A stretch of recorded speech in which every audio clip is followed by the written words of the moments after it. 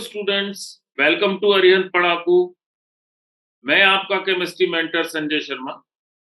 और जैसा कि आप जानते हैं, हमारी वेब सीरीज जो एमसीक्यूज पर चल रही है, आपके बेनिफिट के लिए टर्म 1 के एमसीक्यूज हम लेकर के आए हैं। उसी वेब सीरीज में केमिस्ट्री के फर्स्ट चैप्टर यानी सॉलिड स्टेट के एमसीक्यूज मैं आपके लिए लेकर के आया हूं, राइट। बट एमसीक्यूज पर चलने से पहले it is better to understand कि इस पर्टिकुलर चैप्टर से कौन से टॉपिक्स डिलीट कर दिए गए हैं और कौन कौन से टॉपिक्स हमारे लिए इंपॉर्टेंट है, राइट।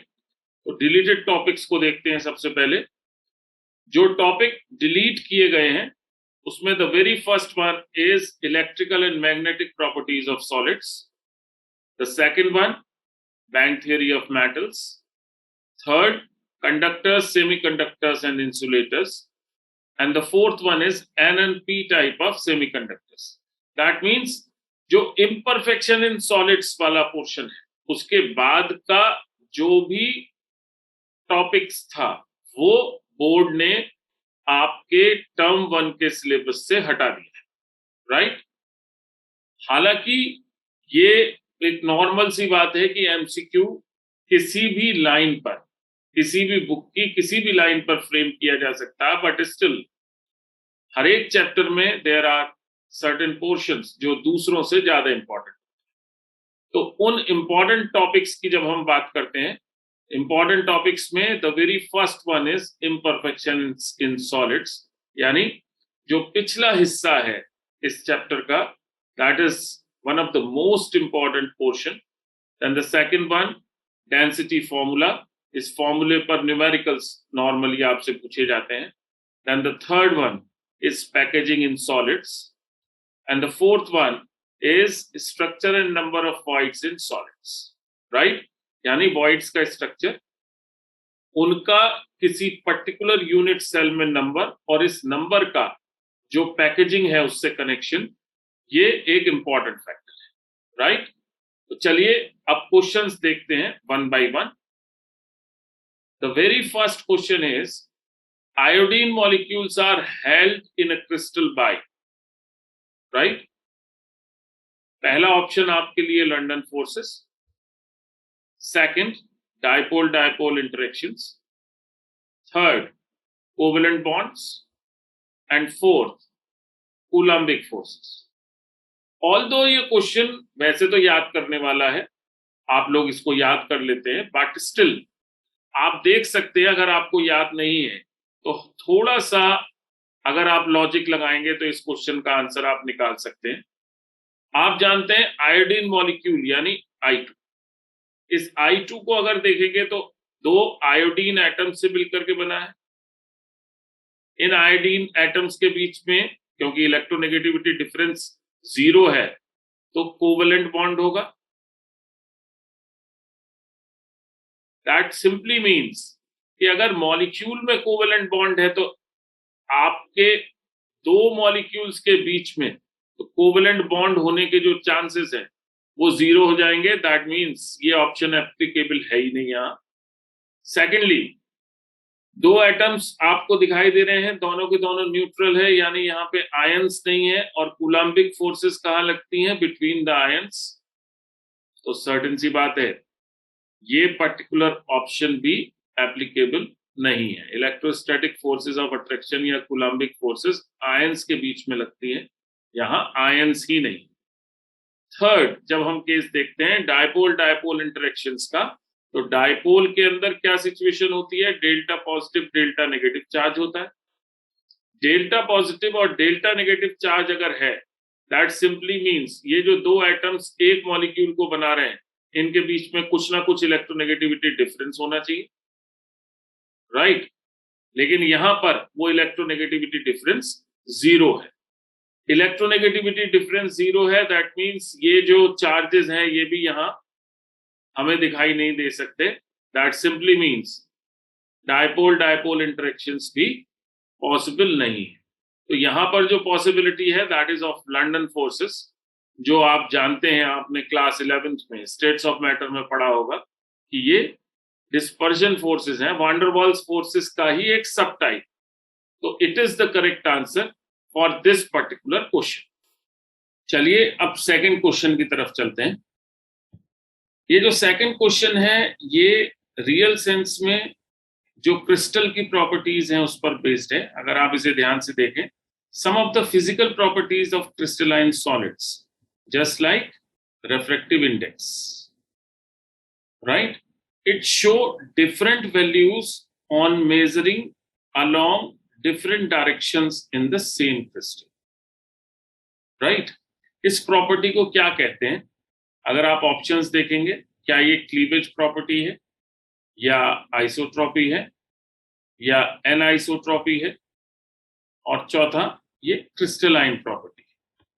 तो आप जानते हैं कि ये जो प्रॉपर्टी है, अगर आपको डिफरेंट वैल्यूज मिल रही हैं इन डिफरेंट डायरेक्शंस, एक क्रिस्टल के भीतर different values of a particular property in different directions, अगर ऐसा आपको मिलता है तो anisotropy is the property, right? That simply means crystals के अंदर एक खास बात है, क्योंकि वो डायरेक्शनल प्रॉपर्टी रखते हैं, या एटम्स जो हैं वो लॉन्ग रेंज ऑर्डर्स रखते हैं। Just because of that this particular characteristic उनके अंदर आपको देखने को मिलती है, या एनआइसोट्रॉपी आपको देखने को मिलती है, राइट? नेक्स्ट क्वेश्चन पे चलते हैं। नेक्स्ट क्वेश्चन इसी चीज पर बेस्ड है। अगर हम देखें तो क्रिस्टलाइन सॉलिड्स में क्या दिखाई नहीं देता हमें, ऑप्शंस देख सकते हैं। The very first one is definite and characteristic heat of fusion, second isotropic nature, third anisotropic nature, and fourth definite arrangement of atoms.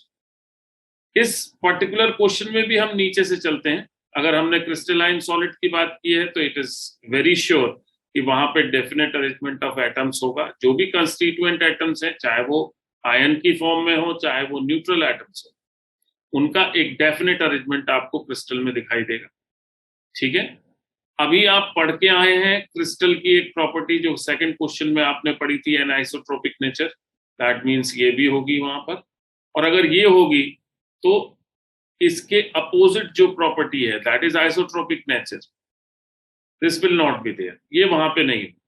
तो सिंप्लीफाइड वे में अगर हम देखें तो क्रिस्टलाइन सॉलिड्स क्या नहीं दिखाते, आइसोट्रोपिक नेचर नहीं दिखाते।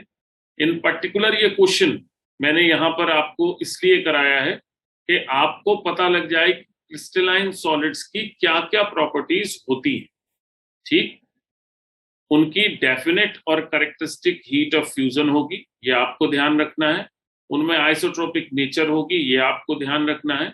And third, definite arrangement of atoms उनके अंदर आपको दिखाई दे, राइट?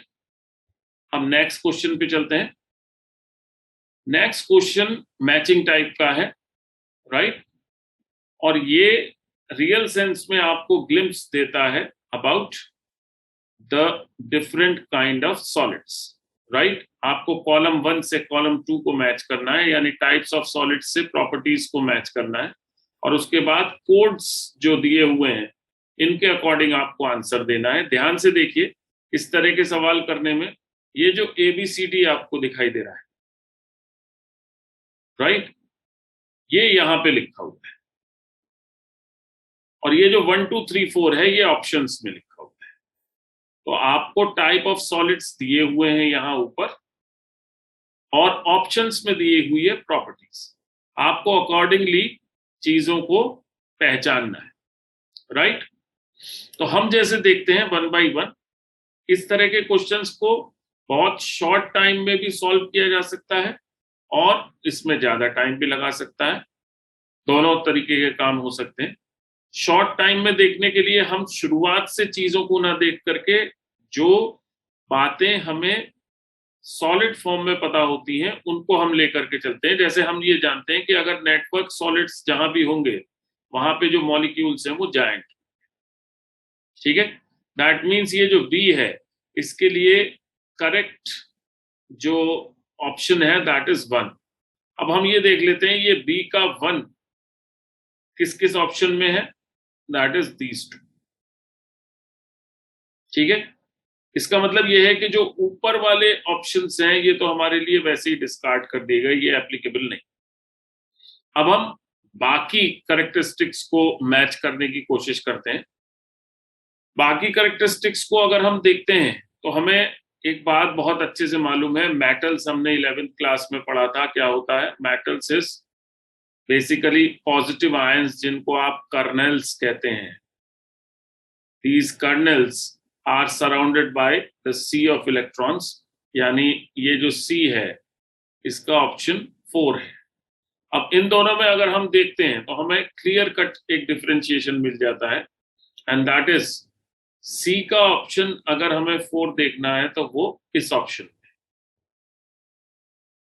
राइट? हालांकि इसमें भी है, लेकिन ये हमने जो डेफिनेट मैच लिया था उसकी वजह से डिस्कार्ड कर दिया था। दैट मीन्स बचे हुए ऑप्शंस में से सी करेक्ट ऑप्शन है। हम देख सकते हैं ए का जो मैच है that is third.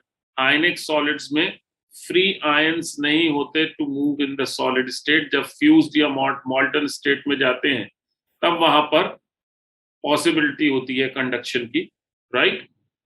Network solids में आपको बता ही चुका, जायंट मॉलिक्यूल्स होंगे 100%। मेटेलिक सॉलिड्स अगर हम देखेंगे तो positive ions are surrounded by the sea of electrons. It is also, ये मेटल की डेफिनेशन उसकी रिजिडिटी पे डिपेंडेंट है। And the fourth one, hydrogen bonded molecular solids, ये या तो वोलेटाइल लिक्विड्स होंगे या सॉफ्ट सॉलिड्स होंगे at room temperature. That means ये सी ऑप्शन जो आपको दिखाई दे रहा है डी का सेकंड, ये डी का second, C option is correct. इसको हम जस्टिफाई कर चुके हैं, राइट? तो ये जो मैच वाले इतने बड़े सवाल होते हैं, इसमें आप कोड्स के थ्रू अगर जाएंगे तो आपको टाइम कम लगेगा। अगर आप 1 by 1 देखने की और सोचने की कोशिश करेंगे और बार बार मिलाएंगे तो you can consume more time.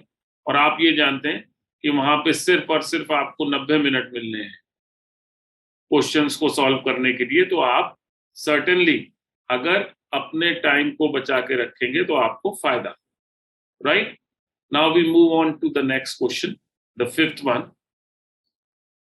Fifth one unit cell के बारे में आपको बताता है। यूनिट सेल में जो एटम्स होते हैं, ये एटम्स कितना पार्टिसिपेशन किसी एक यूनिट सेल में रखते हैं, ये सवाल पूछा है। How much part of any corner atom belongs to a particular unit cell? 1/4, 1/6, 1/8 and 1/10, right? इस सवाल को समझने के लिए ये देखिए, ये फिगर को ध्यान से अगर आप देखें तो इस फिगर में यहां एक एटम लगा हुआ है और इस एटम के चारों तरफ जितनी यूनिट सेल होंगी आगे और पीछे मिला के, राइट, हर एक यूनिट सेल में उतना ही पार्ट इसका होगा। अगर हम देख लें तो आगे की तरफ हमें 4 क्यूब्स दिखाई दे रही हैं और पीछे की तरफ भी हमें 4 क्यूब्स दिखाई दे रहे हैं। दैट सिंपली मीन्स ये जो एटम है, ये एटम इन पर्टिकुलर अगर हम देखेंगे तो 8 यूनिट सेल्स का पोर्शन है, 8 यूनिट सेल्स का हिस्सा है। और ये एटम अगर 8 यूनिट सेल्स का हिस्सा है, दैट मीन्स हर एक यूनिट सेल में इसका 1/8 पार्ट हमको दिखाई देगा, राइट? तो ये विजुअलाइजेशन हमें रखना है। आप जिस समय सॉलिड स्टेट समझ रहे हैं, ये बात ध्यान रखिए कि सॉलिड स्टेट को जब आप समझ रहे हैं तो अपने रूम को एक सॉलिड की तरह से, एक क्यूब की तरह से एज्यूम करें, और एटम्स किस तरह से उसके कॉर्नर्स पे या बॉडी सेंटर पे या फेस सेंटर पे रखे हुए हैं, उसका एजम्पशन अगर आप करना शुरू करेंगे, विजुअलाइजेशन करना शुरू करेंगे, तो आप बहुत अच्छे से सॉलिड स्टेट को समझ सकते हैं, उसे ग्रिप कर सकते हैं, राइट? अब हम चलते हैं नेक्स्ट क्वेश्चन की तरफ अपने।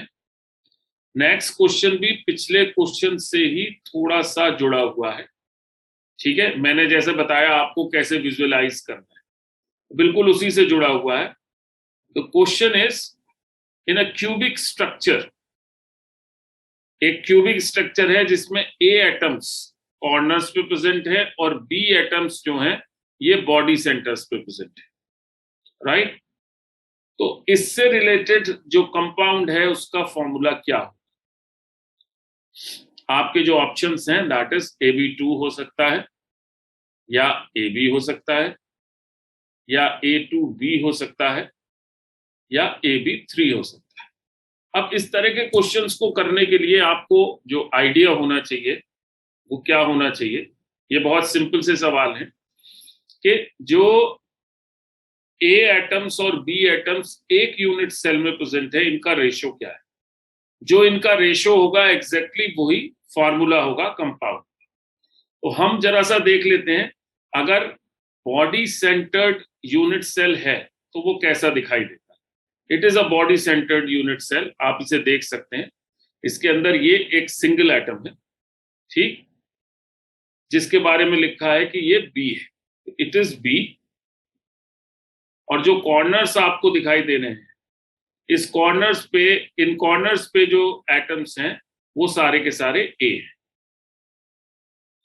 अभी हम पिछले क्वेश्चन में देख करके आए हैं कि ए का कितना पार्ट, हर एक कॉर्नर पे कितना पार्ट जो है वो पार्टिसिपेट कर रहा है यूनिट सेल में। अगर हम ए का देखेंगे तो टोटल 8 पोजीशंस पे ये प्रेजेंट है, और इसका 1/8 पार्ट जो है वो यूनिट सेल में पार्टिसिपेट कर रहा है या प्रेजेंट है।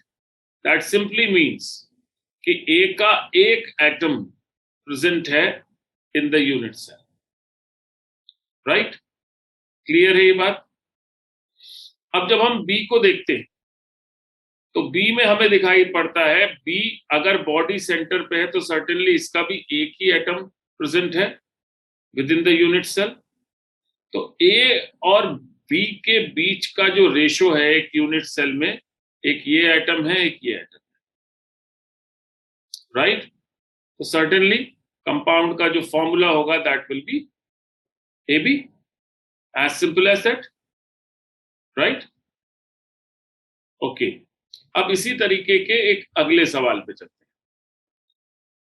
इस अगले क्वेश्चन में instead of taking the body centres, face centres has been taken, यानी बॉडी सेंटर्ड क्यूबिक ना लेकर के फेस सेंटर्ड क्यूब ले लिया गया है, और कहा गया P atoms these are present at the corners and Q atoms at the face centers। इसको भी देख लेते हैं। जो ऑप्शंस दिए गए हैं that is P3Q, second is PQ3, third is PQ4 and fourth is P4Q। Right, अब हम फेस सेंटर्ड क्यूबिक को देखेंगे तो हमें जो सिचुएशन दिखाई पड़ेगी वो कुछ ऐसी है। देखिए, ये P लगा हुआ है,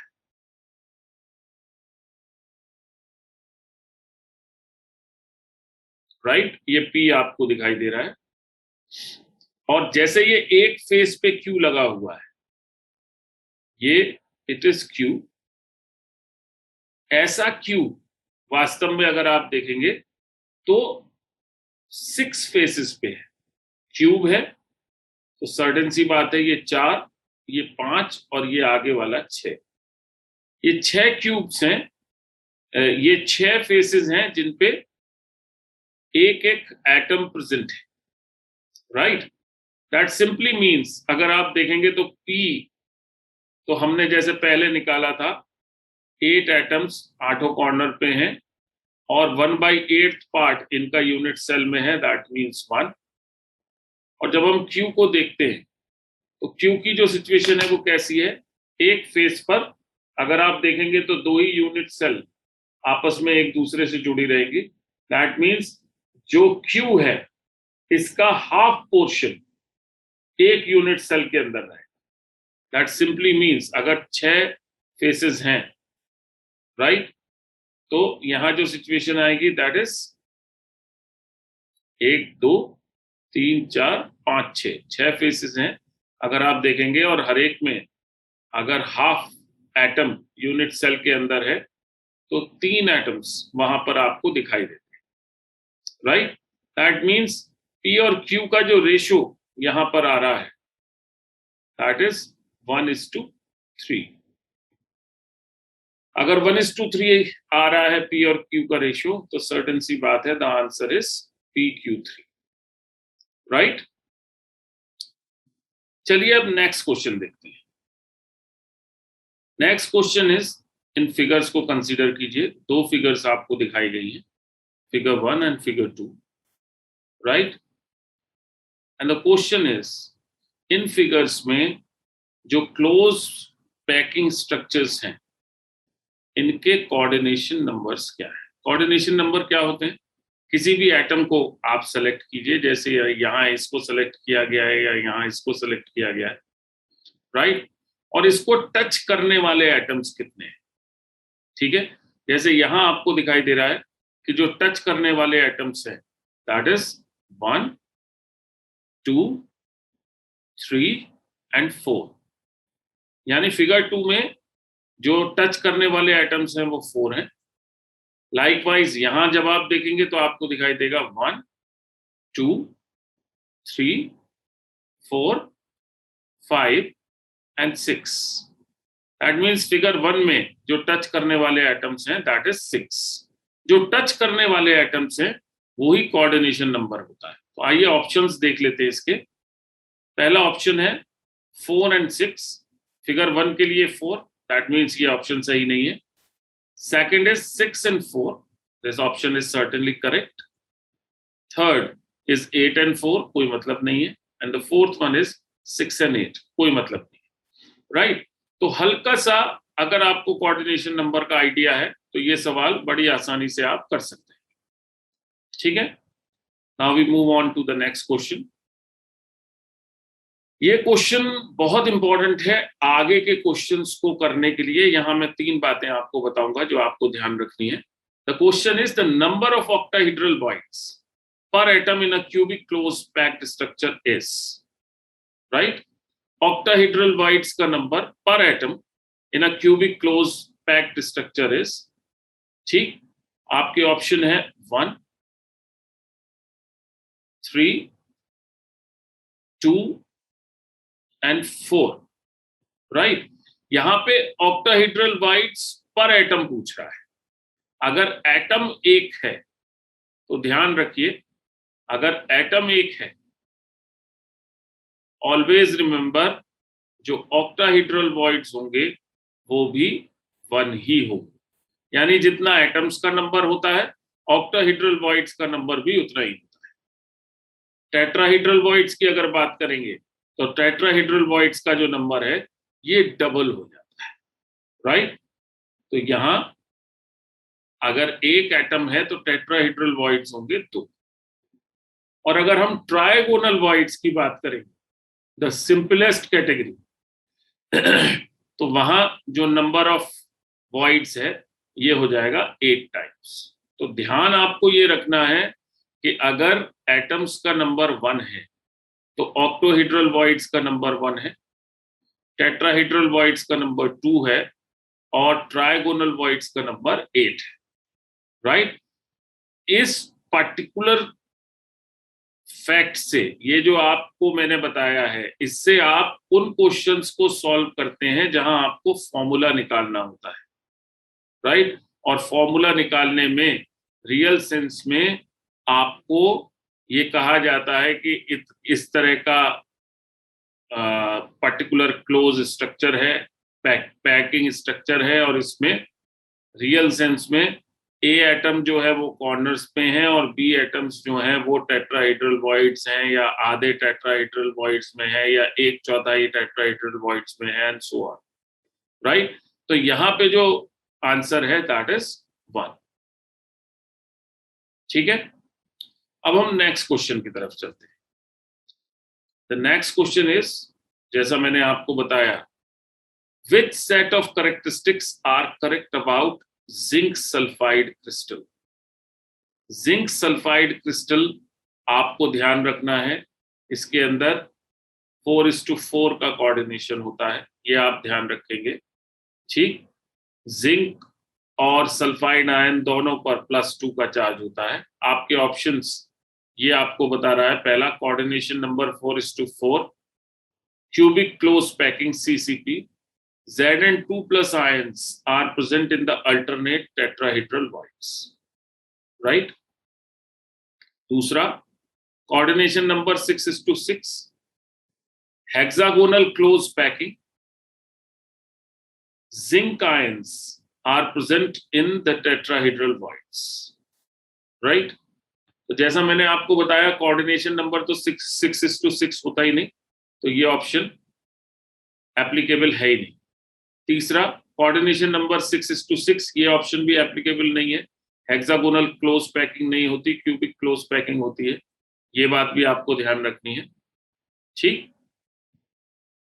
एंड कोऑर्डिनेशन नंबर, अगेन जो फोर्थ ऑप्शन है, coordination number 4:4, cubic close packing, zinc ions are present in all tetrahedral voids. यानी आपके सामने दो ऑप्शंस हैं जिसमें आपको सिंपली पता करना है कि जो जिंक आयंस हैं वो अल्टरनेट टेट्राहेड्रल वॉइड्स में होंगे या सभी टेट्राहेड्रल वॉइड्स में होंगे, सिर्फ इतना सा आपको देखना है। अब जो समझने वाली बात है वो क्या है, देखिए, जैसा मैंने बताया, जो फॉर्मूला है दैट इज ZnS, जो चार्ज है दैट इज 2+ एंड 2-, चार्जेस इनके सेम है, ठीक। ये अगर कॉर्नर्स पे प्रेजेंट है और ये अगर टेट्राहेड्रल वॉइड्स में प्रेजेंट है, ठीक है, ये अगर कॉर्नर्स पे प्रेजेंट है तो एक यूनिट सेल में एक एटम हो गया, ठीक, और नंबर ऑफ टेट्राहेड्रल वॉइड्स हो गए 2, एटम हो गया 1, नंबर ऑफ टेट्राहेड्रल वॉइड्स हो गए 2, और नंबर ऑफ टेट्राहेड्रल वॉइड्स अगर 2 हो गए तो सर्टेन सी बात है दोनों में से कोई एक ही तो जिंक आयन को रख पाएगा। दैट सिंपली मीन्स अगर ZnS फॉर्मूले को आप देखते हो तो उसके हिसाब से हर एक टेट्राहेड्रल वॉइड में जिंक आयंस प्रेजेंट नहीं होंगे, बल्कि अल्टरनेट टेट्राहेड्रल वॉइड्स में जिंक आयंस प्रेजेंट होंगे। दैट सिंपली मीन्स ये जो ऑप्शन ए आपको दिखाई दे रहा है, it is the correct answer of this particular question. तो आपको यहां पर दो बातें पता चली। पहला, जिंक सल्फाइड जो क्रिस्टल होता है, इसकी एक समरी पता लग गई, ठीक। 4:4 का कोऑर्डिनेशन है इसके अंदर, क्यूबिक क्लोज पैकिंग है, राइट, क्यूबिक क्लोज पैकिंग है, और जिंक आयंस जो हैं these are present in the alternate tetrahedral voids, ठीक। ऑक्टोहेड्रल वॉइड्स इसमें एम्प्टी, ठीक है। दूसरी बात आपको पता लगी कि ये फॉर्मूला कैसे कनेक्टेड है वॉइड्स, तो ये दोनों बातें आपको समझनी है। अगला सवाल भी इसी तरह की चीजों से कनेक्टेड है। ये देखिए, जिंक सल्फाइड का जो स्ट्रक्चर है यहाँ पे आपको दिखाई दे रहा है, ये भी आपको दिखा देता हूं मैं।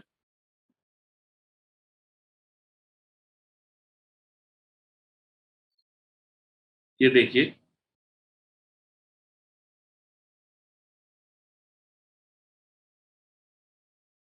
जिंक सल्फाइड के स्ट्रक्चर को ध्यान से देख लीजिए, ठीक है।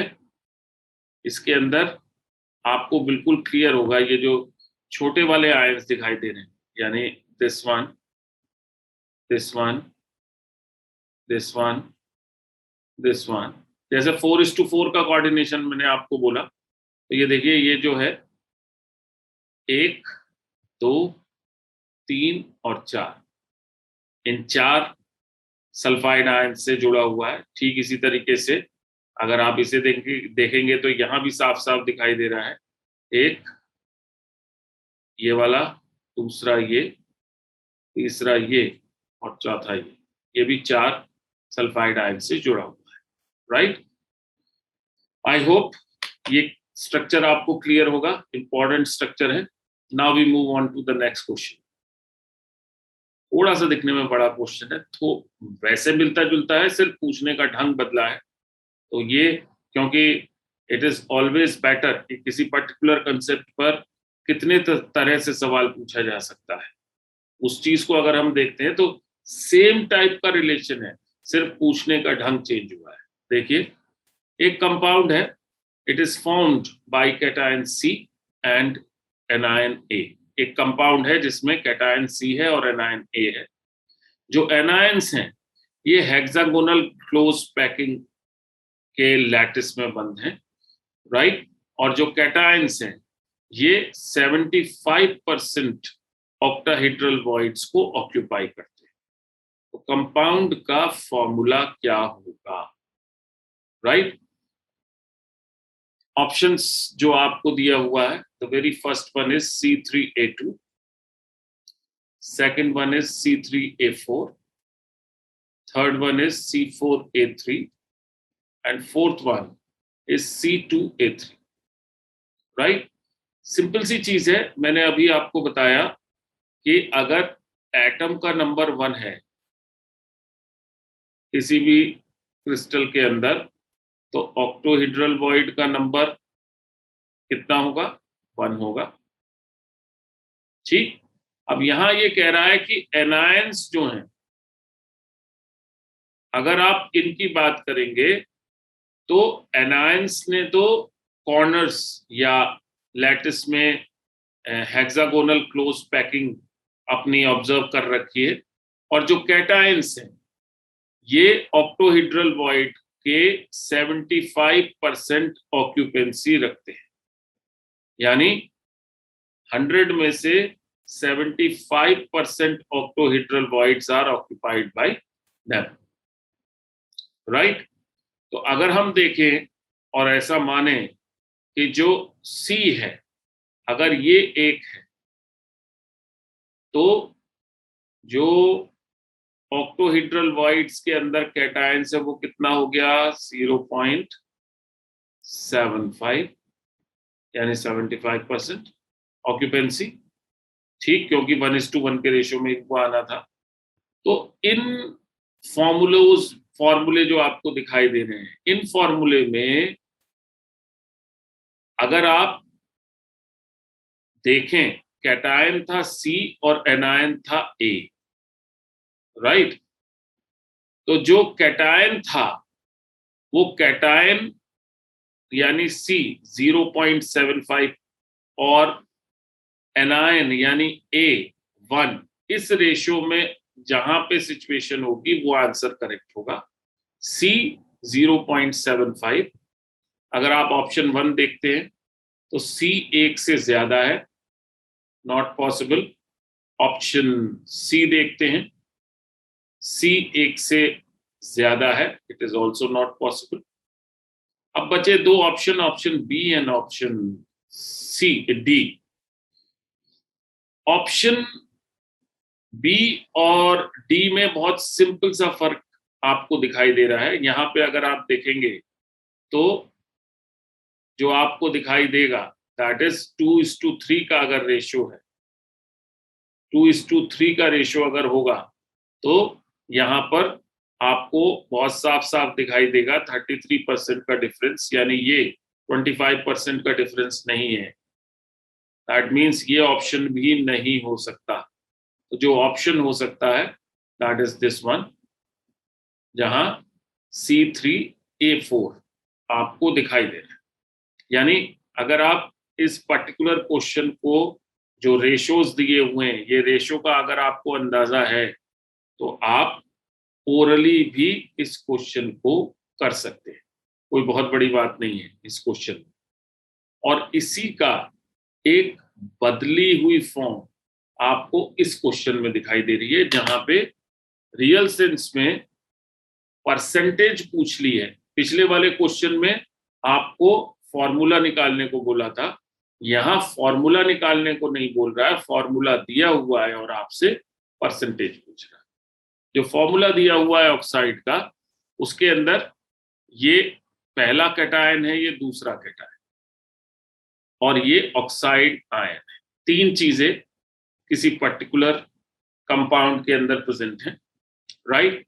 इन 3 चीजों को जब देखते हैं तो उसने बोला जो ऑक्साइड आयन है यानी ऑक्सीजन है, ये क्यूबिक क्लोज पैक्ड लैटिस के कॉर्नर्स पे अरेंज्ड है, राइट।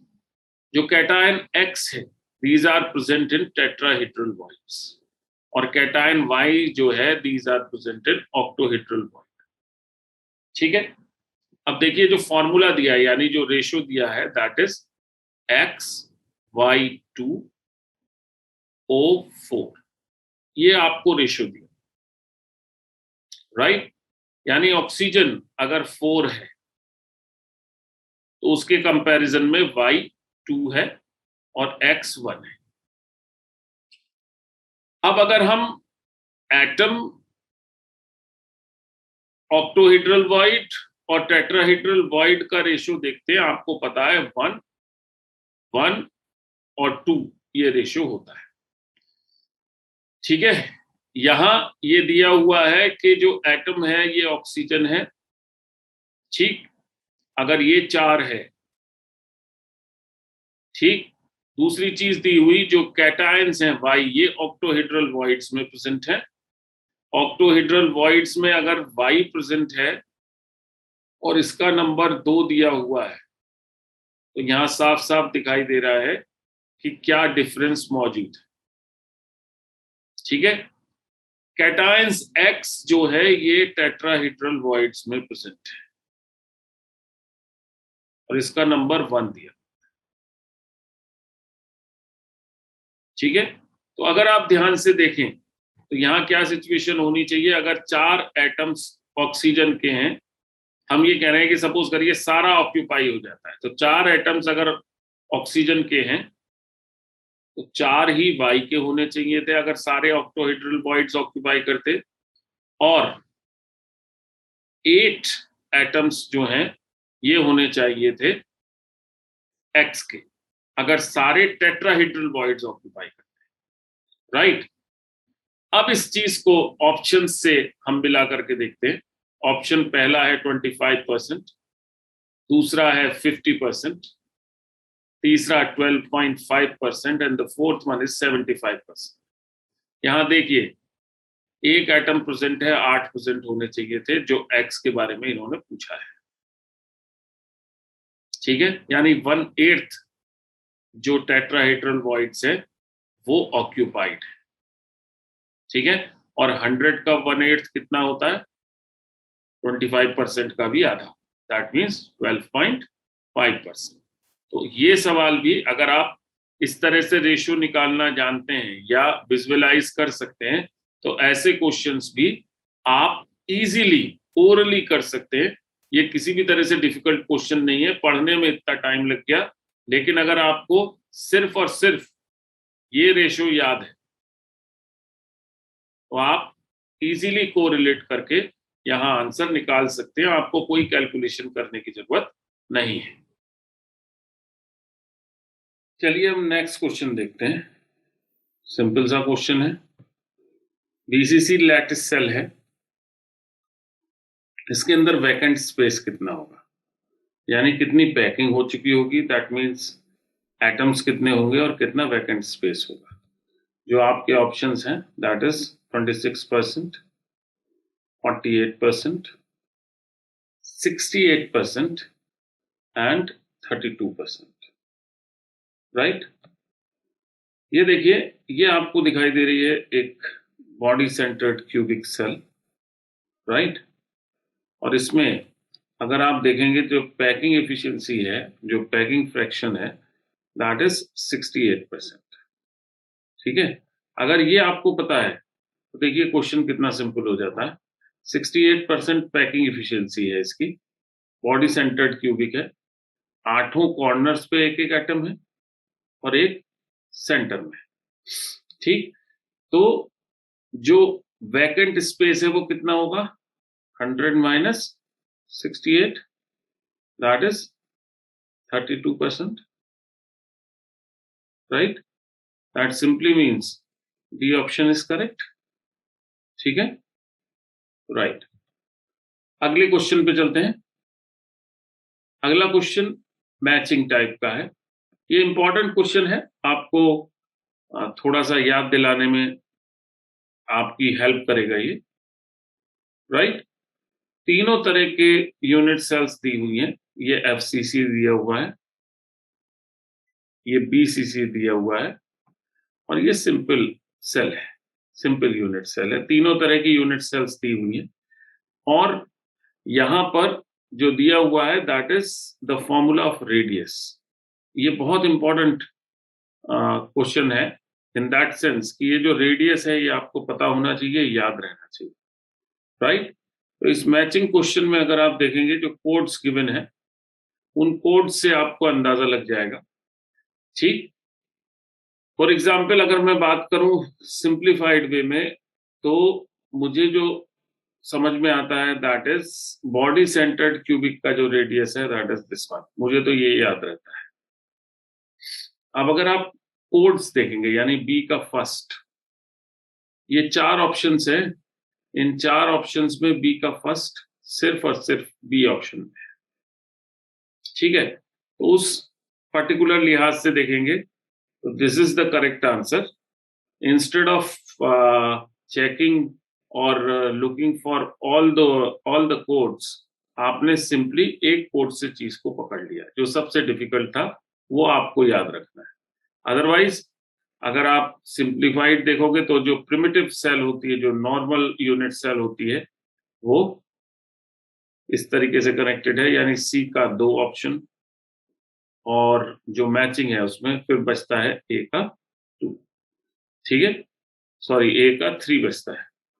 दैट सिंपली मीन्स ये जो आपको कोडिंग दिखाई दे रही है it is the correct code, right. ये फॉर्मूले आपको याद रखने हैं। फेस सेंटर्ड क्यूबिक के लिए ए इज द एज लेंथ, ए यहां पर एज लेंथ है, ए अपॉन 2√2। सेकंड, अगर आप बॉडी सेंटर्ड क्यूबिक के लिए देखते हैं तो √3/4 इंटू ए, और अगर आप सिंपल यूनिट सेल के लिए देखते हैं तो इट इज a/2, राइट। चलिए नेक्स्ट क्वेश्चन देखते हैं। दिखने में बहुत बड़ा सा क्वेश्चन लग रहा है। Sodium metal crystallises in a body centred cubic lattice with a unit cell edge of 4.29 angstrom. तो पहली चीज बीसीसी है। बीसीसी में जो यूनिट सेल एज है यानी जो ए की वैल्यू है that is 4.29 angstrom. The radius of sodium atom is approximately, ये आपको कैलकुलेट करना है। अगर आप रेडियस को देखेंगे तो वैसे बहुत आसान है, मैंने आपको बताया क्या फॉर्मूला है, √3/4 इंटू 4.29 एंगस्ट्रॉम, राइट। इस फॉर्मूले से सिंप्लीफाइड वे में सॉल्व करेंगे, आंसर आपका आ जाएगा, ठीक है जी, ओके। नेक्स्ट क्वेश्चन पे चलते हैं। यहां पर ये दिखाया हुआ है, अगर आप देखें body centred cubic. Next question पे चलते हैं। इसी तरह का सवाल है, थोड़ा सा डिफरेंट है। एक मेटल है, has a BCC structure, and जो एज लेंथ है इसकी यूनिट सेल की यानी ए जो है दैट इज 3.04 एंगस्ट्रॉम। तो इसकी जो यूनिट सेल है उसका वॉल्यूम कितना होगा। आप जानते हैं कि यूनिट सेल का वॉल्यूम जो होता है वो आप ए क्यूब से निकालते हैं, ठीक। तो यहाँ पे जो डिफिकल्टी लेवल है क्वेश्चन का वो 2 फोल्ड है। पहला तो आपको पता होना चाहिए what is the ratio between, what is the connection between angstrom and centimetre, ठीक। और दूसरा आपको ये फॉर्मूला पता होना चाहिए। अगर आप ऑप्शंस देखते हैं तो options is 1.6 into 10⁻⁻21, second is 2.81 into 10⁻⁻23, third is 6.02 into 10⁻⁻23, and the fourth one is 6.6 into 10⁻⁻24, right। तो सिंप्लीफाइड वे में हम ये जानते हैं कि एंगस्ट्रॉम और सेंटीमीटर में जो कनेक्टिविटी है दैट इज ऑफ 10⁻⁸, राइट। तो जब आप इस कनेक्टिविटी को देखते हैं दैट मीन्स अगर आप यहाँ पर 3.04 इंटू 10⁻⁻8 का क्यूब कर लेते हैं तो आंसर आपका आ जाता है, राइट। सिंपल सा काम आपको करना है, तो आप होपफुली इसका आंसर निकाल लेंगे। टाइम सेव करने के लिए मैं लास्ट तक कैलकुलेशन नहीं कर रहा हूं, और इसीलिए आंसर भी आपके ऊपर छोड़ रहा हूं। पिछले क्वेश्चन में भी, कैलकुलेशन में भी आंसर आपके ऊपर छोड़ा था। आंसर सर्टेनली निकल आएगा, कैलकुलेशन आपको करनी पड़ेगी। Now the next question, right. अब इससे आगे के जो 2-3 क्वेश्चंस हैं वो सर्टेनली जो डेंसिटी फार्मूला जो मैंने आपको बताया था उस पर बेस्ड है। अगर आपको डेंसिटी फार्मूला याद है तो आप देख सकते हैं, राइट। जो डेंसिटी फार्मूला होता है that is D equals to mz upon Avogadro's number into a Q, यानी D equals to mz upon Na into a cube, ये फॉर्मूला होता है। इस फॉर्मूले के यूसेज न्यूमेरिकल्स में डायरेक्ट इनडायरेक्ट दोनों तरीके से होते हैं, राइट। तो ये जो पर्टिकुलर क्वेश्चन है हालांकि डायरेक्टली इस फॉर्मूले पर बेस्ड नहीं है, लेकिन डेंसिटी और वॉल्यूम से रिलेटेड जरूर है। आपके ऑप्शंस हैं, पहला 3.12 into 10 raise to the power 24, दूसरा 9.24 into 10 raise to the power 24, तीसरा 6.41 into 10 raise to the power 23, and fourth is 12.08 into 10 raised to the power 23। जो क्वेश्चन है उसको अगर हम देखते हैं, एक क्रिस्टल है जो कि बॉडी सेंटर्ड क्यूबिक है, राइट। इसके अंदर जो एक सेल एज यानी ए है उसकी वैल्यू 444 पिकोमीटर्स है। माइंडेड पिकोमीटर्स है तो पिकोमीटर्स को आपको सेंटीमीटर क्यूब में कन्वर्ट करना पड़ सकता है। डेंसिटी जो है that is 7.2 gram per centimetre cube. वो आपसे पूछ रहा है इसके 404 ग्राम में कितनी यूनिट सेल्स होंगी, राइट। ये आपसे पूछा जा रहा है, ठीक है। एज सच अगर आप देखेंगे तो आप इस क्वेश्चन को बहुत सिंप्लीफाइड वे में अगर समझें, अगर हम यूनिट सेल की वॉल्यूम जानते हैं, यूनिट सेल की वॉल्यूम जानते हैं, और हमें ये पता है कि 404 ग्राम में कितना वॉल्यूम होगा, तो इन दोनों के रेशियो से हम बड़ी आसानी से नंबर ऑफ यूनिट सेल निकाल सकते हैं। दैट मीन्स सबसे पहले हम जो सेल एज है ए है उसकी हेल्प से हमें निकालना चाहिए volume of the unit cell. A का क्यूब अगर आप कर देंगे तो यूनिट सेल का वॉल्यूम निकल आएगा, और ए का क्यूब कितना होगा, अगर पिकोमीटर को आप देखेंगे सेंटीमीटर में आपको चेंज करना पड़ेगा, तो 444 into 10 raise to the power -10 इसका whole cube, that will be the volume of unit cell, unit cell का वॉल्यूम, राइट। अब आप दूसरी बात जानते हैं, density equals to mass upon volume होता है, ठीक है। यानी अगर 404 ग्राम का वॉल्यूम हमें निकालना है, डेंसिटी हमें दी हुई है, ये दो चीज हमें दी हुई है, डेंसिटी मालूम है, मास मालूम है, वॉल्यूम निकालना है, राइट। तो सर्टेन सी बात है, ये निकाला जा सकता है, हाँ या ना, बिल्कुल निकाला जा सकता है। दैट सिंपली मीन्स के मास, जब हम वॉल्यूम की बात करेंगे तो volume equals to mass upon density, right. Mass दिया हुआ है 404 ग्राम और डेंसिटी 7.2, ठीक, ग्राम पर सेंटीमीटर क्यूब। तो इससे हमारा वॉल्यूम निकल आएगा, और अगर अब टोटल वॉल्यूम निकल आया और एक सेल का वॉल्यूम हमें पता है, तो हम सीधे तरीके से जो टोटल वॉल्यूम है, इस total volume upon volume of a unit cell अगर ये रखेंगे तो हमारा जो नंबर ऑफ यूनिट सेल्स है ये हमको पता चल जाए, राइट। तो इसको कैलकुलेट करिएगा, certainly answer will be there. ठीक है, अब चलते हैं नेक्स्ट क्वेश्चन पे, जो दिखने में तो बहुत छोटा सा है लेकिन बहुत सारी कॉम्प्लिकेशंस लिए हुए है। The question is how many unit cells are present, again unit cell calculate करा रहा है, in the lattice crystal of NaCl। NaCl के लैटिस क्रिस्टल में कितने यूनिट सेल्स प्रेजेंट होंगे उसके 1 ग्राम। अगर 1 ग्राम मास हम ले रहे हैं तो कितने यूनिट सेल्स होंगे, ये आपसे पूछ रहा है, राइट। अब सवाल के अंदर देखिए तो कुछ भी डायरेक्ट नहीं दिया हुआ, ये जरूर दिया हुआ है कि M क्या होता है। मैंने आपको वो फॉर्मूला जो बताया था उसमें देखिए मोलर मास निकल आएगा इससे, राइट, पहली चीज। दूसरा, ये मास दिया हुआ है, ठीक है।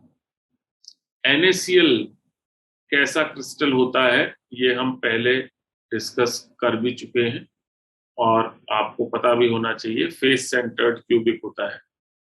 तो अगर हम यहाँ पर, वहां तो हमने वॉल्यूम निकाला था, यहाँ पर अगर मास यूनिट सेल का निकाल लें तो शायद सवाल में आगे बढ़ सकते हैं। ऑप्शंस आपको बता देता हूं आगे बढ़ने से पहले। First option is 2.57 into 10 raised to the power 21, right?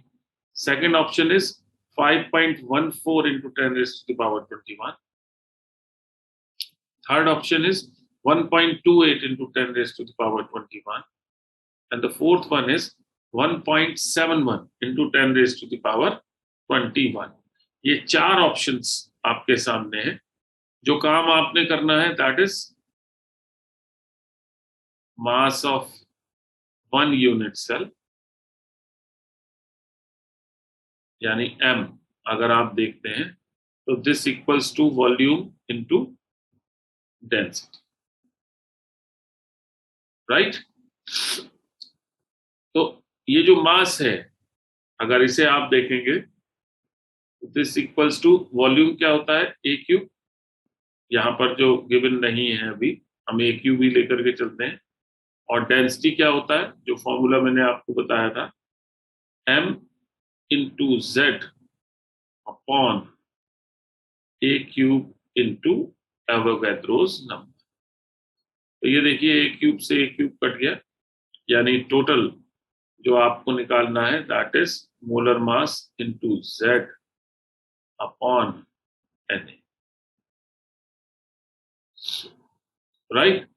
Molar mass इससे निकल आएगा, Z NaCl क्रिस्टल की यूनिट सेल के लिए कांस्टेंट होता है और Na आप जानते ही हैं 6.02 into 10 raised to the power 23, right. तो ये तीनों अगर आप वैल्यूज रख देंगे तो मास ऑफ 1 यूनिट सेल निकल आएगा, ठीक। अगर 1 यूनिट सेल का मास निकल आया तो 1 ग्राम में कितने यूनिट सेल होंगे, यहाँ यूनिटरी मेथड लगेगा सिंप्लीफाइड वे में। When you know the mass of 1 unit cell, तो अगर आप 1 अपॉन M करेंगे, ये जो M आपने निकाला है, तो certainly you will get the answer, right. Simple सा सवाल है। तो जो पहला सवाल आपने देखा था, अगर मैं उसकी बात करूं तो वहां पे डायरेक्ट वॉल्यूम से कनेक्टिविटी थी। ये जो दूसरा क्वेश्चन है यहां मास से कनेक्टिविटी। अब जो तीसरा क्वेश्चन, इसके बाद वाला जो क्वेश्चन है, अगर उसे हम देखेंगे, राइट, लेट अस सी। इस क्वेश्चन में जो कनेक्टिविटी है दैट इज, हमें सारे डायमेंशंस गिवन है और हमें आइडेंटिफाई करना है कि यूनिट सेल कौन सी है। अगर आप सवाल को पढ़ें, the question is the cubic unit cell of aluminium, जिसका molar mass 27 gram per mole है, it has an edge length of 405 picometres. इसकी density 2.7 gram per centimetre cube है। जो क्यूबिक यूनिट सेल है वो कौन सी है ये आपको बताना है। आपके ऑप्शंस है, वो फेस सेंटर्ड है, या बॉडी सेंटर्ड है, या प्रिमिटिव है, या एज या फेस एज सेंटर्ड है, इन चारों में से कौन सी है? तो आपको बेसिकली अगर सारे पैरामीटर्स गिवन है, देखिए d equals to mz upon na into a cube, ये फार्मूला था। आप यूनिट सेल को किससे पहचानते थे? इससे पहचानते। अगर आप z की वैल्यू निकाल लेंगे तो यूनिट सेल आपको पहचान में आ जाएगी। m आपको गिवन है मोलर मास 27, डेंसिटी आपको गिवन है 2.7 और एज लेंथ यानी ए आपको गिवन है 405 पिकोमीटर, जिसको आप सेंटीमीटर में कन्वर्ट कर लेंगे। That is 405 into 10 raise to the power minus 10 centimetre. ये तीनों चीजें आपको गिवन है, ये आपको पता है, राइट? तो ये सारी चीजें अगर आपको पता है तो सिंपली फॉर्मूले में रखना है और रखने के बाद z की वैल्यू निकाल लेनी है। जो z की वैल्यू आएगी उसके बेसिस पर आप डिसाइड करेंगे कि किस तरह का यूनिट सेल है। अगर z की वैल्यू 4 आती है, ठीक, तो सर्टेनली ये है। अगर z की वैल्यू 2 आती है तो सर्टेनली ये है। आप जानते हैं कि फेस सेंटर्ड क्यूबिक में जब हम बात करते हैं तो टोटल 4 एटम्स होते हैं, ये वही एटम्स की वैल्यू है। अगर बॉडी सेंटर्ड में देखते हैं तो टोटल 2 एटम्स होते हैं, ये वही वैल्यू है। अगर एक आती है तो प्रिमिटिव, राइट? अकॉर्डिंगली आप इसको कैलकुलेट कर सकते हैं। Then we move on to the next question. जो अगला क्वेश्चन है ये फिर मैचिंग टाइप का है। इस क्वेश्चन को अगर आप देखेंगे तो इस क्वेश्चन में रियल सेंस में डिफेक्ट्स आर गिवन और उनके एग्जाम्पल्स से आपको मैचिंग करनी है, राइट? वही कोड्स के थ्रू आपको आंसर बताना है, ठीक है जी। अगर आप देखेंगे इम्प्योरिटी डिफेक्ट, तो जब इन ऑप्शंस में देखेंगे तो एक जगह आपको ये इम्प्योरिटी दिखाई देगी, NaCl में स्ट्रोंशियम आ गया। Strontium is the impurity. That means A का जो मैच है दैट इज थर्ड। तो जिन भी ऑप्शंस में ए का मैच थर्ड है वो ऑप्शंस करेक्ट हो सकते हैं। दैट सिंपली मीन्स सी और D is out of question. ये दोनों आंसर एप्लीकेबल नहीं है। आपके सामने 2 ऑप्शंस आ गए। अब दूसरा देखते हैं, metal axis defect. Metal axis defect कब होगा? जब या तो किसी क्रिस्टल में मेटल मिलाई जाए और या फिर उसकी जो एनायनिक साइट्स हैं वहां से एनायन गायब हो जाए। भाई एक बहुत सिंपल सी बात है, मेटल को ज्यादा होना है या तो उसमें मेटल आपको मिलानी पड़ेगी, यानी पॉजिटिव पार्ट आपको मिलाना पड़ेगा, या फिर जो निगेटिव पार्ट है उसको कम करना पड़ेगा। निगेटिव पार्ट अगर कम करेंगे तो वहां पे सर्टेन सी बात है कि होल्स क्रिएट होंगे और जो होल्स या वैकेंट पोजीशंस क्रिएट होंगी उनमें इलेक्ट्रॉन्स ट्रैप हो जाए, यानी एफ सेंटर्स बन जाए। दैट सिंपली मीन्स जो मेटल एक्सिस डिफेक्ट है इट इज कनेक्टेड विद 1। तो इन दोनों में जो ए और बी है, इसमें जिसमें बी का आंसर 1 दिया हुआ है that is suppose to be the correct answer. Metal deficiency defect ये रिलेटेड है इस पर्टिकुलर सेकंड कॉलम के सेकंड पॉइंट से, FeO विद Fe3+। FeO में नॉर्मली अगर आप देखेंगे तो Fe2+ होगा क्योंकि ऑक्साइड आयन है, 2-, राइट? साथ में अगर Fe3+ मिल रहा है दैट मीन्स कि Fe2+ की इसके अंदर कमी है, और Fe2+ की इसके अंदर अगर कमी है तो वहां पे मेटल की डेफिशिएंसी बोली जाएगी। दैट सिंपली मीन्स कि अगर आप 3 डिफेक्ट देखते हो तो तीनों अपने नाम से पहचाने जा रहे हैं। एक इम्प्योरिटी मिलाने से रिलेटेड है, दूसरा मेटल की एक्सिस से रिलेटेड है, यानी मेटल की क्वांटिटी बढ़ गई, चाहे वो एनायन हटाने से बढ़े क्योंकि मेटल कैटायन होता है, चाहे मेटल आपने डाल।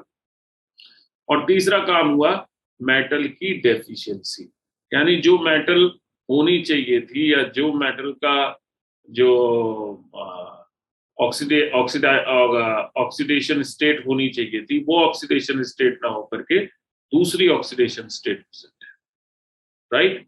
तो ये तीनों कंडीशंस नाम से पहचानी जा रही, राइट। चलिए नेक्स्ट क्वेश्चन को देखते हैं, right. The next question is matching वाला ही सवाल है जैसे पहला था, राइट। लेकिन इसको मैंने इन पर्टिकुलर चूज किया है जिससे कि हल्का सा डिफेक्ट्स की डेफिनेशंस ब्रॉडली हमारे हाथ में आ जाए, राइट। आप देख सकते हैं सिंपल डिफेक्ट्स जो कि नॉन आयनिक कंपाउंड्स में होते हैं और फ्रैंकल्स एंड शॉर्टकीज डिफेक्ट जो कि आयनिक कंपाउंड्स में होते हैं, उनकी डेफिनेशंस को कोरिलेट किया है, राइट। आप देख सकते हैं इस सिचुएशन को, सिंपल सी सिचुएशन है। जो पहले दो डिफेक्ट्स हैं ये सिंपल डिफेक्ट्स हैं, that means non ionic compounds में होंगे। जो चार ऑप्शंस दिखाई दे रहे हैं उसमें से एक नॉन आयनिक कंपाउंड्स का ऑप्शन ये है, दूसरा ये। अगर आपको ये याद है कि डेंसिटी से क्या रिलेशन है इन सिंपल इफेक्ट्स का, तो आपको आंसर आसानी से मिल सकता है। For example simple vacancy defect में क्योंकि एटम्स सॉलिड से मूव कर जाएंगे तो सर्टेन सी बात है वहां डेंसिटी डिक्रीज करेगी, दैट मींस ए का मैच है 3, राइट। ए का जो मैच है 3 ये दो ऑप्शंस में है ए और सी, और दोनों के ही अंदर जो बी का मैच दिया हुआ है that is 1, fine. That means अब इन दोनों के बारे में हमें जितनी नॉलेज है उससे हम डिफ्रेंशिएट कर पाएंगे, राइट। अब इन दोनों में आपको जो ध्यान रखना है, दोनों के दोनों आयनिक सॉलिड्स में होते हैं, दैट इज वेरी क्लियर, उसमें कोई डाउट नहीं है।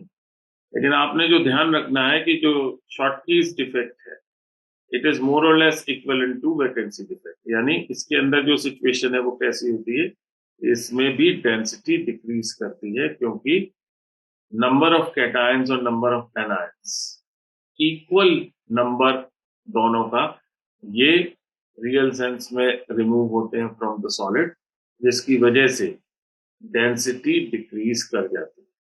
इक्वल नंबर ऑफ कैटायंस और equal number of anions move करें, दैट मींस डी का जो करेक्ट ऑप्शन है दैट इज सेकंड, और डी का करेक्ट ऑप्शन सेकंड सिर्फ ए में दिया हुआ है, right, out of these two, that means A is the correct option.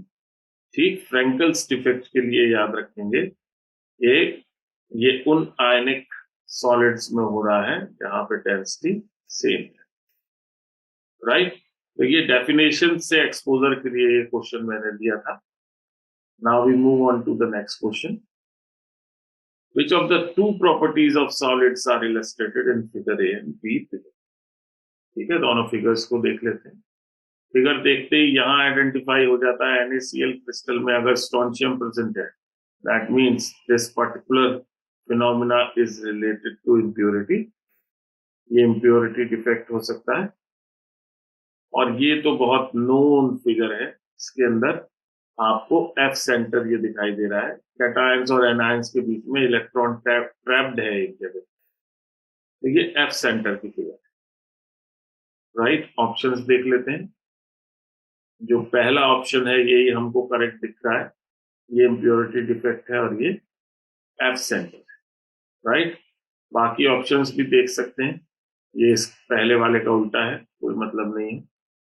Third, यहाँ पे एफ सेंटर की बात ही नहीं किया और यहाँ भी एफ सेंटर की बात नहीं किया, that means definitely first option is correct. Now we move on to the next question. Schottky's defect is observed in crystals. Schottky's defect crystals में कब ऑब्जर्व होगा ये मैं आपको बता चुका हूं, जब इक्वल नंबर ऑफ कैटायंस और एनायंस क्रिस्टल से निकल जाएंगे उस समय पर ऑब्जर्व होगा। देखें ये वाली बात कौन से ऑप्शन में लिखी है। पहला ऑप्शन है some cations move from their lattice sides to interstitial sides, नहीं हो सकता। दूसरा है equal number of cations and anions are missing from the crystal. ये वाला ऑप्शन सर्टेनली करेक्ट है। ठीक, बाकी दोनों ऑप्शन भी देख सकते हैं। Some lattice sites are occupied by the electrons, F centre की बात कर रहा है। Some impurity is present in lattice, impurity defect की बात कर रहा है, right. So for this option B is correct. अब इससे अगला जो सवाल है न्यूमेरिकल है, कॉमन न्यूमेरिकल है और थोड़ा सा डिफरेंट मोड लिए हुए होता है, दिखने में बहुत बड़ा सा दिख रहा है। वो कह रहा है द फॉर्मूला ऑफ निकल oxide with metal deficiency defect in its crystal is NiO98O। ठीक है, दैट मीन्स जो निकल 100% होना चाहिए था वो 98% है इन कंपैरिजन टू ऑक्सीजन। अगर मेटल डेफिशिएंसी नहीं होती तो फॉर्मूला होता है Ni। The crystal contains Ni2 plus and Ni3 plus ions। दो आयंस, एक पे +2 चार्ज, एक पे +3 चार्ज, ये दो आयंस प्रेजेंट है। The fraction of nickel existing as Ni2 plus ion in the crystal is। इस तरह के क्वेश्चन में देखिए ऑप्शंस क्या गिवन है, 0.04, 0.32, 0.96 एंड 0.52। अगर ऐसे ऑप्शंस गिवन है तो सर्टेनली मैं बिना कैलकुलेशन के 0.96 मार्क करूंगा। ठीक है, क्योंकि ये मेजर आयन है जो प्रेजेंट है कंपाउंड के अंदर। आपको कंपाउंड अगर देख करके समझ में आ रहा हो तो ऐसी सी सिचुएशन है, Ni2+ होना चाहिए था, उसकी जगह Ni3+ आ गया। तो न्यूट्रलिटी मेंटेन करना एक जरूरी फैक्टर होता है, वो तो मेंटेन्ड है, लेकिन उस न्यूट्रलिटी को मेंटेन करने में यहाँ पे आप देख रहे हैं ये 3 चार्ज है, ये 2 चार्ज है, तो इसकी कुछ क्वांटिटी कम हो जाएगी। अगर हमें चार्ज बैलेंस करना है तो सर्टेन सी बात है ये 2:3 के रेशियो में है चार्ज, तो मेनली ये चार्ज से रिलेटेड है, जिस वजह से Ni2+ आयन की क्वांटिटी जितनी होनी चाहिए थी उससे कम हो, राइट। तो अगर वो फ्रैक्शन ऑफ Ni2+ आयन पूछ रहा है और इतने दूर दूर के ऑप्शन दे रहा है तो सर्टेन सी बात है, कोई सस्पिशन ही नहीं है कि 0.96 ऑप्शन है। मुझे प्रॉब्लम कहाँ पे आती या मुझे पूरा सॉल्व कब करना पड़ता, जब मुझे ऑप्शन इस तरह से मिलते हैं 0.92, 0.94, 0.96 एंड 0.9। ऐसे ऑप्शंस अगर मिलते थे तो मुझे प्रॉब्लम आती, और उस पर्टिकुलर केस में मैं किस तरह से सॉल्व करता, मैं इस तरह से देखिए लेकर के चलता। सपोज Ni2+ इसकी क्वांटिटी x है, राइट। तो Ni3+ की क्वांटिटी कितनी होगी, 0.98 टोटल है, तो 0.98 माइनस x, ये क्वांटिटी हो गई Ni3+ की। अब अगर हम चार्ज देखें तो टोटल चार्ज अगर दोनों का अगर हम देखें तो 2 into x plus 3 into 0.98 minus x, ठीक है, is equals to 2x plus 2.94 minus 3x, ये आ जाता है। ठीक, या हम इसको बोल सकते हैं 2.94 माइनस x, ये टोटल चार्ज है, राइट। अब हम ये भी जानते हैं कि ये जो कंपाउंड है इसके अंदर जो चार्ज है वो बैलेंस्ड है, यानी अगर इधर निकल की तरफ +2 का चार्ज है तो इधर -2 का चार्ज है। दैट मीन्स ये जो चार्ज हमारा आया है ये चार्ज बैलेंस होना चाहिए 2 से, जो ऑक्साइड आयन के ऊपर चार्ज होता है। दैट सिंपली मीन्स जो निकल के ऊपर चार्ज है दिस इक्वल्स टू जो ऑक्साइड आयन पे चार्ज है, that is this one, which equals to, अगर हम बोलेंगे तो x की वैल्यू यहां पर हमें बता देगा, विच कम्स एज 0.94।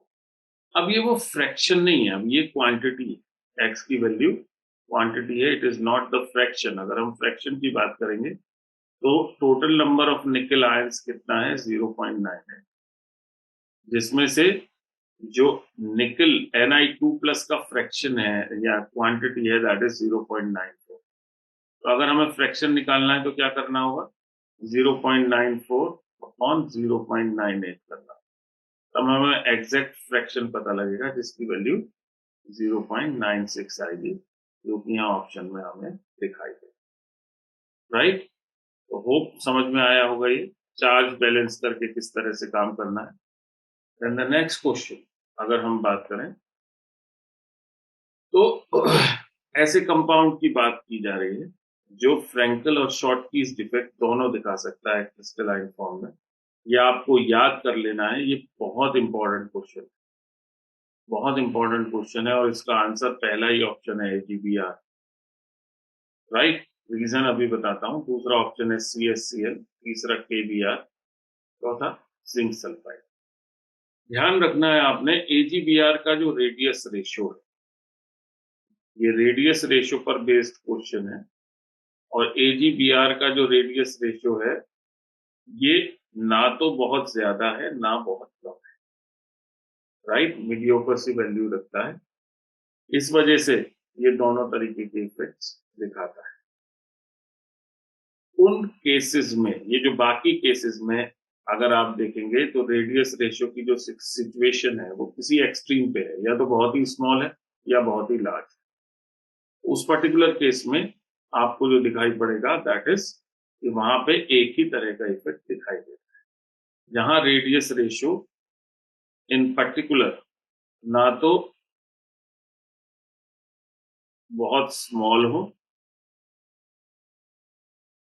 ठीक, और ना ही बहुत लार्ज। अगर ऐसी सिचुएशन है, मीडियोकर सा रेडियस रेशियो है, तो उस पर्टिकुलर केस में आपको दोनों तरीके के इफेक्ट दिखाने वाला कंपाउंड मिलेगा, और ये खूबी AgBr में होती है, ये आपको ध्यान रखना है। राइट, चलिए अब उन क्वेश्चंस की तरफ चलते हैं जो आपकी डिसीजन मेकिंग से बहुत ज्यादा कनेक्टेड होते हैं, यानी ऐसे क्वेश्चंस जिनमें आपकी डिसीजन मेकिंग बहुत ज्यादा इन्वॉल्व होती है। थोड़े से एनालिटिकल क्वेश्चंस हैं, थोड़े से इंपॉर्टेंट क्वेश्चंस हैं। पहले ऐसे क्वेश्चंस कॉम्पिटिटिव एग्जामिनेशंस में आते थे, बोर्ड में नहीं आते थे, लेकिन अब बोर्ड में अच्छे खासे इस तरह के क्वेश्चंस आ रहे हैं, assertion reason questions. Right, assertion reason questions के अंदर ध्यान रखना है आपने कि आपकी डिसीजन मेकिंग बहुत इंपॉर्टेंट है। The very first question is this, assertion is covalent solid में atoms are held very strongly। Covalent solid में जो एटम्स होते हैं बहुत स्ट्रांगली हेल्ड रहते हैं, और जो रीजन है that is covalent bonds are strong and non directional in nature. Right, हमेशा इस तरह के ऑप्शंस में, इस तरह के क्वेश्चंस में आपको चार ऑप्शंस दिए होते हैं, वो चार ऑप्शंस सेम होंगे, ठीक। तो 26 to 30 ऑप्शन सेम होंगे, क्वेश्चन चेंज होगा। और उस लिहाज से अगर आप देखेंगे तो जो पहला ऑप्शन है that is both assertion and reason are okay, यानी correct, and reason is the correct explanation of assertion. दूसरा ऑप्शन होगा both assertion and reason are correct but reason is not the correct explanation of assertion. Third, assertion is correct but reason is incorrect, and fourth, assertion is incorrect but reason is correct। इस particular case में अगर हम देखते हैं तो ये बात बिल्कुल सही है कि कोवेलेंट सॉलिड के अंदर जो एटम्स होते हैं these are very strongly held together, atom से मॉलिक्यूल बन रहे हैं, कोवेलेंट बॉन्ड से एसोसिएटेड है। राइट, बट जो रीजन है, ये रीजन यहाँ पर इनकरेक्ट दिखाई दे रहा है। ये आपको कोवेलेंट बॉन्डिंग से भी पता होगा, यानी जब आपने बॉन्डिंग क्लास 11th में पढ़ी है तब भी आपको पता होगा। यहाँ हल्की सी एक पेंच घुमाया गया क्वेश्चन में। Covalent bonds are strong, no doubt in it, and non directional. Non directional bond जो है वो आयनिक बॉन्ड होते हैं, कोवेलेंट बॉन्ड नहीं। Ionic bonds are non directional, non specific. while covalent bonds are specific and directional. Right? तो यहाँ पर reason wrong है, assertion is correct. That means option C is correct for this particular question. Right? अब हम चलते हैं question 27. Next question है ionic solids are hard and brittle. ठीक, एक स्टेटमेंट है आयनिक सॉलिड्स हार्ड और ब्रिटल होते हैं, दूसरा स्टेटमेंट है मॉल्टन स्टेट में जो आयनिक सॉलिड्स हैं ये इलेक्ट्रिसिटी के अच्छे कंडक्टर्स होते हैं. राइट, इन दोनों स्टेटमेंट्स को अगर देखें तो दोनों करेक्ट हैं, इसमें कोई डाउट नहीं है. आयनिक सॉलिड हार्ड होंगे, ब्रिटल होंगे, क्योंकि उनके अंदर जो अट्रैक्टिव फोर्सेस हैं वो बहुत स्ट्रांग होंगे. और ये बात भी सही है कि मॉल्टन स्टेट में जो आयनिक सॉलिड्स हैं these will be the good conductors of electricity, क्योंकि वहां पे जो आयंस हैं वो फ्री हो जाते हैं और उनका मोशन या मूवमेंट हो सकता है जिसके थ्रू कंडक्शन पॉसिबल है. राइट, बट अब यहाँ पे डिसीजन मेकिंग वाली बात आती है. क्या ये दोनों स्टेटमेंट तो सही है, लेकिन क्या वास्तव में असर्शन करेक्टली एक्सप्लेन हो रहा है रीजन से? तो हमें ये दोनों स्टेटमेंट करेक्ट तो समझ में आ रहे हैं, लेकिन ये रियलिटी है कि जो असर्शन है वो रीजन से करेक्टली एक्सप्लेन नहीं. राइट, यानी यहाँ के ऑप्शंस जब हम देखेंगे तो यहाँ के ऑप्शंस में हमें दिखाई देगा कि जो कंडीशन करेक्ट है that is this one, B. Both assertion and reason are correct, and जो सिचुएशन है करेक्ट तो है, लेकिन रीजन असर्शन के लिए नहीं लिखा गया. दोनों अलग अलग स्टेटमेंट है, और इस तरह के सवालों में आप सबसे ज्यादा गलती करने की पॉसिबिलिटी रखते हैं, क्योंकि लगता है कि जब आपस में कनेक्टेड है तो फिर एक्सप्लेन तो हो ही रहा हो. तो इस तरह की चीज से बच के रखें. ये सवाल मैंने इन पर्टिकुलर इसीलिए डाला है, इतने मिलते जुलते स्टेटमेंट हैं.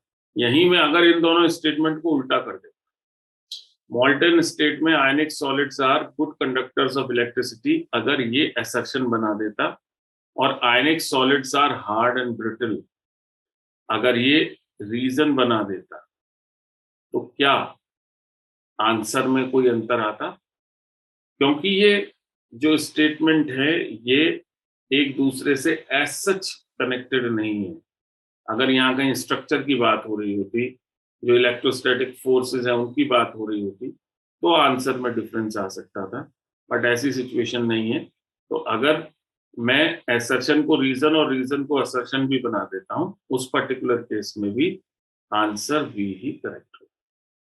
Right, now we move on to the next question number 28.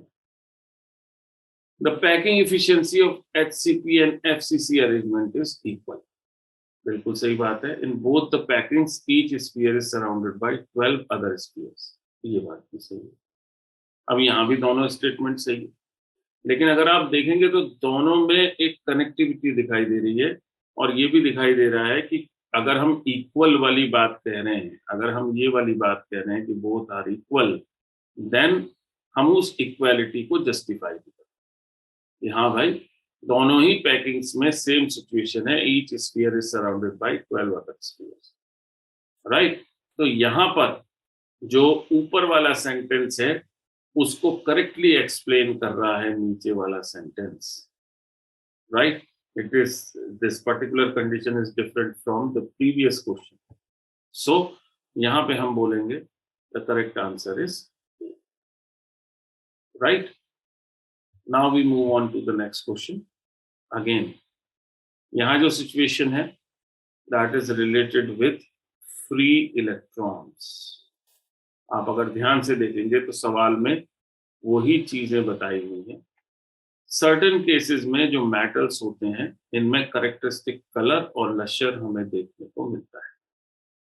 Right, अब मेटल का करेक्टरिस्टिक कलर, ठीक, इन जनरल दिमाग में रखिए that is because of free electrons. आप जानते हैं कि फ्री इलेक्ट्रॉन जिस कंपाउंड में होगा एक तो वो पैरामैग्नेटिक होगा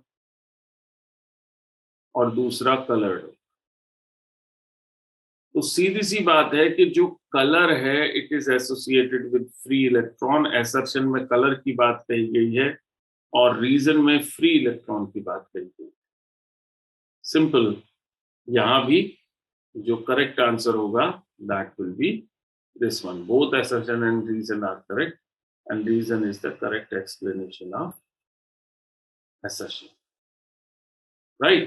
तो आपको दिखाई दे रहा है, आपको समझ में आना चाहिए, आपकी डिसीजन मेकिंग होनी चाहिए कि किस केस में हम ए आंसर रखेंगे, किस केस में बी आंसर रखेंगे और किस केस में फिर सी और डी तो हमारे लिए इजी अगर हमें स्टेटमेंट पता है तो। Now the last question of today is zinc oxide में axis Zn2 plus ions are present in the interstitial sites. It is the assertion. The reason is metal axis crystals have either missing cations or anions in their interstitial sites. ठीक है, एक बहुत हल्की सी trick यहाँ पर है और वो जो ट्रिक है वो आपकी समझ में आनी चाहिए कि जो मेटल एक्सिस क्रिस्टल्स हैं, इन मेटल एक्सिस क्रिस्टल्स से कैटायंस मिस नहीं होते। एनायंस मिस हो सकते लेकिन कैटायंस मिस नहीं होते। दैट मीन्स इन दोनों स्टेटमेंट्स में अगर देखेंगे तो ये स्टेटमेंट्स इनकरेक्ट है जबकि ये स्टेटमेंट करेक्ट है, राइट? इस पर्टिकुलर केस में भी जो आंसर होगा that is C. The assertion is correct and the reason is incorrect. Right? तो होप आपको समझ में आया होगा कि एमसीक्यूज केमिस्ट्री में और इन पर्टिकुलर सॉलिड स्टेट में कैसे टैकल करने हैं। सॉलिड स्टेट को पढ़ने के लिए मैं फिर आपको बोलूंगा कि जिस रूम में आप बैठते हैं उसको एक क्यूब, एक सॉलिड की तरह से विजुअलाइज करें। उसके कॉर्नर्स पे एटम रखे हैं, उसके सेंटर पे एटम रखा है या उसके फेसेस कितने हैं, ये सारी चीजें आपको अपने आप विजुअलाइज हो जाएंगी। एक छत है, एक फ्लोर है और 4 वॉल्स हैं। इन टोटल 6 फेसेस हैं। फेस सेंटर्ड क्यूबिक कैसा होगा या बॉडी सेंटर्ड क्यूबिक कैसा होगा या एज सच सिंपल क्यूबिक कैसा होगा, इन सब का आइडिया आपको प्रॉपर वे में हो जाएगा, राइट? जल्दी लौटूंगा मैं अपनी नेक्स्ट वीडियो के साथ, ठीक? तब तक थैंक यू। साथ ही एक चीज याद रखिए, इस वीडियो के लिंक, इस वीडियो के साथ एक लिंक आपको मिलेगा अगर आप नीचे देखेंगे, राइट? जहां पर केस स्टडीज सॉलिड स्टेट से रिलेटेड उनका लिंक होगा, राइट? तो उससे आप केस स्टडीज से रिलेटेड जो क्वेश्चंस हैं वो डाउनलोड कर सकते हैं अपनी प्रैक्टिस के लिए। तो आप जो न्यूमेरिकल्स हैं उनकी प्रैक्टिस करते रहिए। इंपॉर्टेंट टॉपिक्स मैंने आपको बता दिए, सॉलिड स्टेट को किस तरह से आपको ग्रिप करना है ये मैंने आपको बता दिया और केस स्टडीज आप उसके थ्रू पढ़ सकते हैं सो दैट ये जो चैप्टर है ये अच्छी तरह से आपका तैयार हो जाए। तो जब तक नेक्स्ट टाइम मिलेंगे तब तक के लिए थैंक यू, गुड बाय।